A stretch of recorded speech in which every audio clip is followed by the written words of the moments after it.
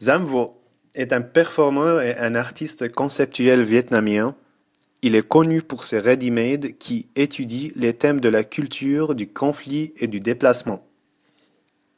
Il est né à Baria, au sud du Vietnam, en 1975, à la fin de la guerre entre le Vietnam et les États-Unis.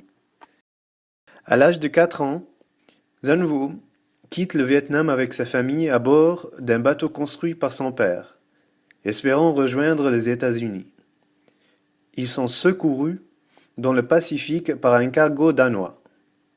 L'expérience familiale de Xuân Vu, le lien fortuit qui le conduit au Danemark, la guerre du Vietnam et la question de l'identité façonnée par des circonstances historiques sont au cœur de son travail. Xuân Vu a étudié à l'Académie royale des beaux-arts au Danemark et la Studies School à Francfort.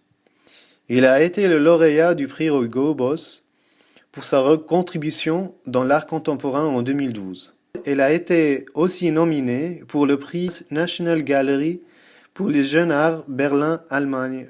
Il est représenté par des grandes galeries dont Marianne Goodman Gallery à New York, la galerie Chantal Croussel à Paris et la galerie Buchholz à Cologne.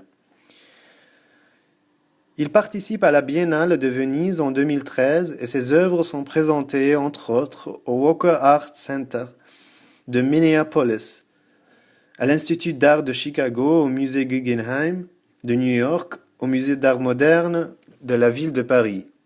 Les œuvres de Xuân Vu, apparemment intimes, sont imprégnées de force politique. Sans être directes et frontales, elles interrogent les rapports de pouvoir qui sous-tendent les sociétés libérales, les règles qui les régissent et la fragilité de l'idée d'État-nation. Elles révèlent la complexité des échanges entre les peuples. Dans le contexte de la décolonisation, le travail de l'artiste se construit autour de la circulation des valeurs, qu'elles soient matérielles, économiques, symboliques ou spirituelles.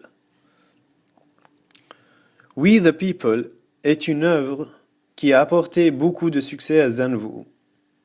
Avec l'idée de liberté, à travers le projet qui l'a conduit, depuis 2 ans, à reproduire en taille réelle la Statue de la Liberté de Frédéric Auguste Bartholdi.